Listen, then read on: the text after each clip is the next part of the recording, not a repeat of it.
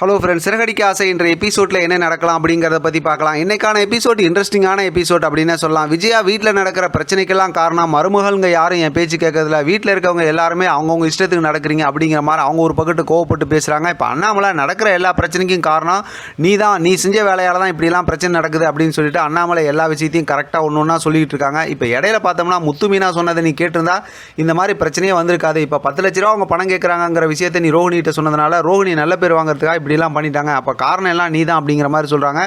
இடையில பார்த்தோம்னா சுருதி மீனா சொல்கிறத கேட்கக்கூடாதுங்கிறதுனால இவங்க ஈகோவில் இருந்துட்டாங்க அப்படின்னு அவங்களும் அவங்க பங்குக்கு பேசுகிறாங்க. முத்துவும் பேசுகிறாரு. இப்போ எல்லாரும் சொன்னதுக்கப்புறம் விஜயாவால் எதுவும் பேச முடியல, ரூமுக்கு போயிடுறாங்க. இப்போ அண்ணாமலை ரோஹிணியை கூப்பிட்டு மறுபடியும் இந்த மாதிரி தப்பு பண்ணாத, பொய் பேசாத அப்படிங்கிற மாதிரி நல்லா திட்டி விட்டு அனுப்பிச்சி விட்டுறாங்க. அடுத்து மனோஜையும் கூப்பிட்டு அந்த மாதிரி பேசி அங்கேருந்து அனுப்பிச்சி விட்டுறாங்க. இப்போ பார்த்தோம் அப்படின்னா விஜயா ரூமுக்குள்ளார உட்காந்து யோசிச்சுக்கிட்டே இருக்காங்க, நைட்டு தூங்காமல். இப்போ அண்ணாமலை என்ன ஏதுன்னு கேட்கும்போது இப்போ நடந்த விஷயத்தெல்லாம் சொல்லி மறுபடியும் பேசுகிறாங்க. அப்பயும் அண்ணாமலை இதுக்கெல்லாம் காரணம் நீ தான், நீ நல்ல ஒரு மனைவியாக நல்ல ஒரு மாமியாராக நடந்துக்கிறதுக்கு முயற்சி செய் அப்படிங்கும்போது உங்களுக்கெல்லாம் பெருமை சேர்க்குற மாதிரி நான் நடக்கிறேன்னு சொல்லி ஏற்கனவே ப்ரொமோவில் காட்டின மாதிரி அப்படியே பேசிட்டு படுத்துடுறாங்க.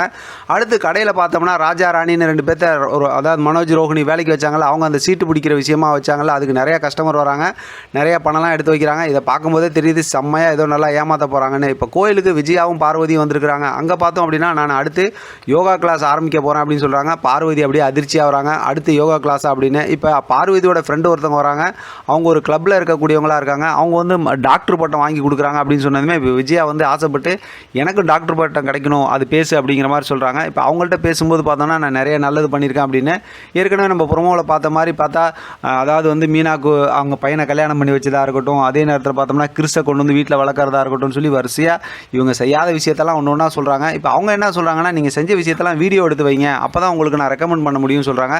சரி, இனிமேல் நான் செய்யறதெல்லாம் வீடியோ எடுக்கிறேன் அப்படிங்கிற மாதிரி சொல்லிடுறாங்க. அவங்க அங்கேருந்து கிளம்பிடுறாங்க. இப்போ இதை பார்வதி கிட்ட சொல்லும்போது நீ இதெல்லாம் ஒன்றுமே செய்யலையே விஜயான்னு சொல்லும்போது, நான் செய்யலைங்கிறது உனக்கு தானே தெரியும், அவங்களுக்கு தெரியாதுல்ல, பாரு இனிமேல் நான் என்ன பண்ணுறேன்னு அப்படிங்கிற மாதிரி விஜயா சொல்கிறாங்க. பார்வதிக்கு ரொம்ப பெரிய ஆச்சரியமாகவும் அதிர்ச்சியாகவும் இருக்குது.